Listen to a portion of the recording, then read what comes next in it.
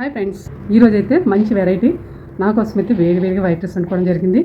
Next వచ్చి నెత్తళ్ళు, పచ్చి నెత్తళ్ళు, చింత చిగురు. ఈ కాంబినేషన్ ఎప్పుడన్నా తిన్నారా? తింటే కామెంట్ చేయండి. చాలా వేడిగా ఉందండి.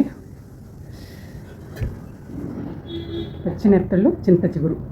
నేను నెత్తళ్ళు అయితే ఎప్పుడు పులుపు వేయను. నెత్తళ్ళు పులుపు వేయకుండా వండుకుంటే చాలా బాగుంటుంది. కానీ ఈ చింత చిగురు మన గార్డెన్లోది అంటే మనకి ఫేవరెటే కదా, అందుకని నెత్తల్లో చింత చిగురు వండాను.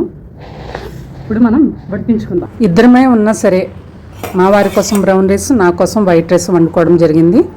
నెక్స్ట్ ఇలాగా పచ్చి నెత్తళ్ళు, చింత చిగురు కోసం ప్రిపేర్ చేశాను. ఈ పచ్చి నెత్తళ్ళ రుచి అందరికీ తెలియదండి, అలవాటు ఉన్న వారికే ఈ రుచి బాగా తెలుస్తుంది.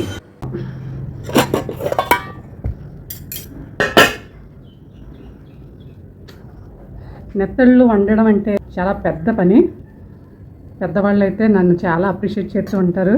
ఎలా వండుతున్నావు, క్లీనింగ్, నీ ఏజ్ వాళ్ళు ఎవరు వండరు కదా అంటారు. కొంచెం శ్రమ పడాలి అంతే. ఇప్పుడు కర్రీ వడ్డించుకుందాం.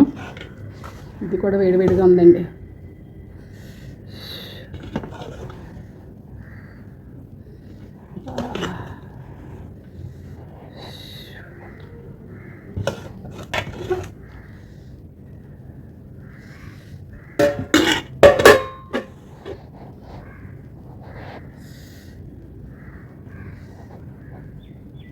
పచ్చి నెత్తలు, చింత చిగురు కూర.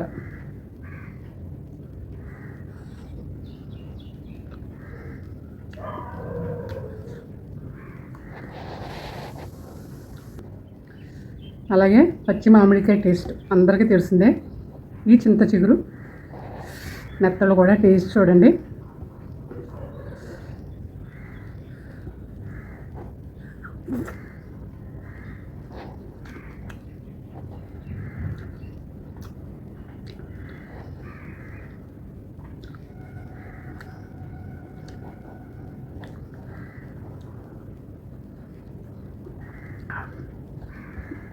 పచ్చి నెత్తళ్ళు ఎంతమందికి ఇష్టమో కామెంట్ చేయండి.